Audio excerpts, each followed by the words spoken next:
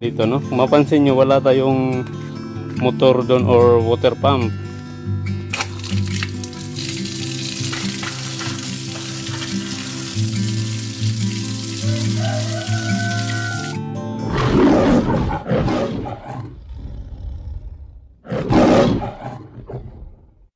Hi guys, magandang araw sa inyong lahat, mga idol, mga kachiki. Kumusta po tayo dyan?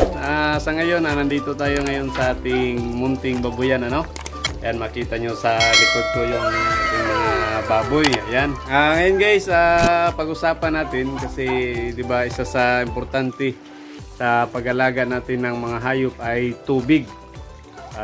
Kasi sa pagmamanukan natin, sa pagbababuyan ay napakahalaga po na mayroon tayong source ng tubig. Walang problema kung continue o maintain yung natin sa tubig natin, supply natin na hindi nawala o kaya malapit lang yung natin sa tubig, dito sa akin mga idol, ito papakita ko sa inyo, bahagi ko sa inyo. Kasi dito nasa taas kami, yung bali yung bahay namin nandoon pa sa baba. So dito nasa taas mahirap yung ng tubig kasi sa umpisa pa lang dito sa aming babuyan ay dito nagdadalan lang kami ng tubig, inaalsa na lang namin o sa pagdadalan nito nilalagay sa balde, saka hakot lang talaga. Napakahirap at saka mabigat kasi dito paakyat din yung sa pagmamanukan naman, napaka-importante yung gamit sa tubig, yung paghugas natin, panginom nila, paghugas dun sa mga painuman, pakainan nila, So, dito sa amin mga idol, yung sitwasyon kasi ng tubig dito sa amin ay pawala-wala or sa umaga, sa araw ay wala talagang tubig.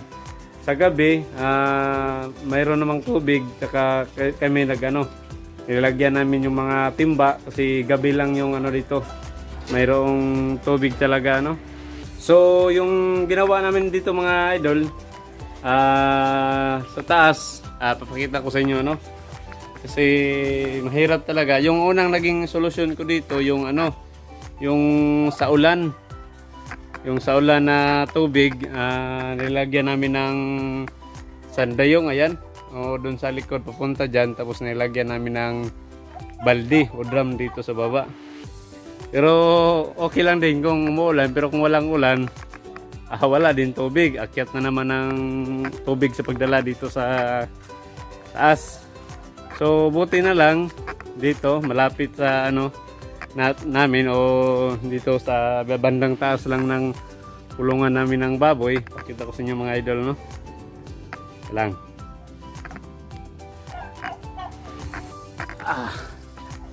Kasi pa tayo, lalabas pa tayo dito sa ating range net.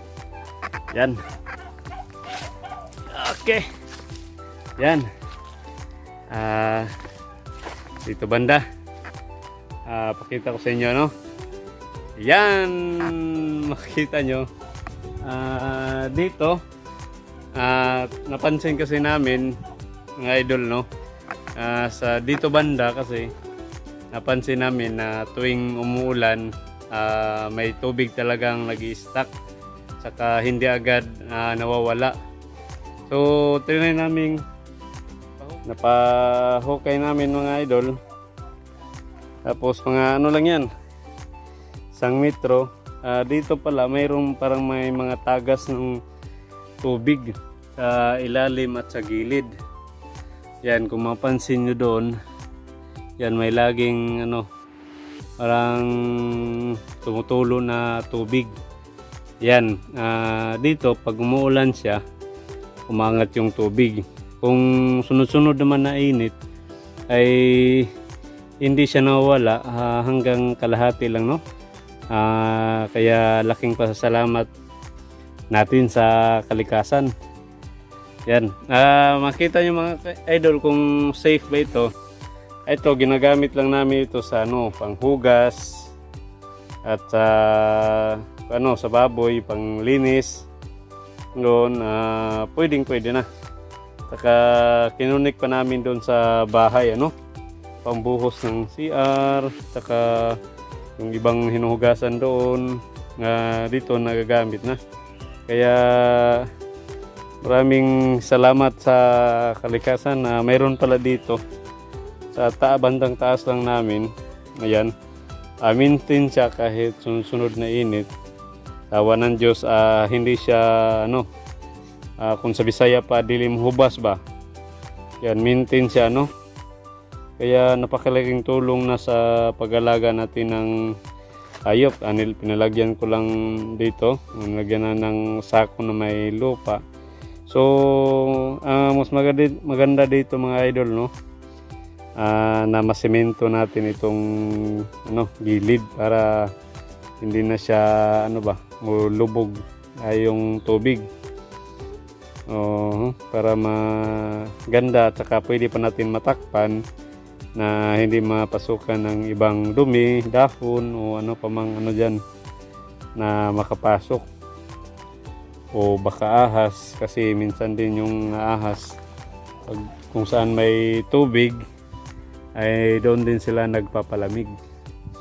Kaya dito, pag magkaroon na tayo ng budget, ngayon wala pa, lagyan natin dito ng semento natin. Tsaka dito pala mga idol, yung ginawa namin nung una, inano lang namin ng balde, kinukuha yung tubig, tapos dadalhin namin punta doon sa ating kulungan ng ng baboy. So may naisip ako mga idol, nilagyan ko dito yan, ano yan, tubo yan, ano, yung itim, anong tawag yan, PB yan, yung itim. Tapos ayan, nilibing ko dito, ano, dito papunta dito. Ayan, ayun na yun na ano mga chicken, tubo na yun. So yung ginawa ko, kasi wala din naman tayong motor o water pump dito na kukuha ng tubig, yung ginawa ko, yung dulo doon, parang sinisip-sip natin ng tubig. Yung nung na-feel ko na gumagalaw na yung tubig, pinabuelo na natin. Kaya ngayon, nakabuelo na yung tubig doon. Anytime, pwede na siyang kukuha ng tubig or hihigupin ba yung tubig. Yan, mula dito, yan, pansin nyo yan, ano, pakita ko sa inyo dito. Yun, ano naman tayo dito. So ito na siya, nakalibing, punta dito, no. Kung mapansin nyo, wala tayong motor doon or water pump, dito lang. Ayan, inikis ko dito, naglaglag ko ng T. Ayan, kasi yung isa sa ating babuyan, munting babuyan, at saka ito namang isa papunta doon sa ating manukan at sa bahay. Ayan, mapansin natin dito, ito na yung tubig. Mayroong tubig yan mga idol, no. Kasi pag binuksan natin dito, lalabas yung tubig. So bali doon sa kabila, doon sa may parang balon, ano siya, hihigop ng tubig doon papunta dito. Ganon din doon sa baba. Sa baba talaga mga idol, ay doon talaga ang mas malakas na tubig. Pakita din natin sa inyo, no. Punta tayo doon sa baba.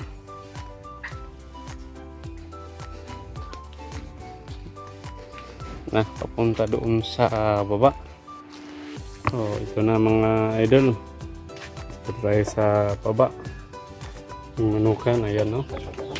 Dito banda, lalagyan pa natin ito ng gripo.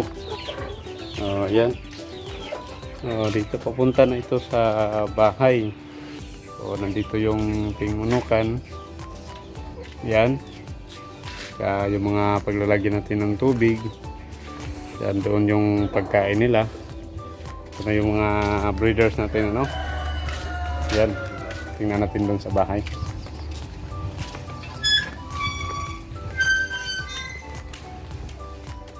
Oh, ito mga idol, nakita nyo may tatlong gray po tayo dito, no? Ito ay yung galing sa main source ng aming tubig.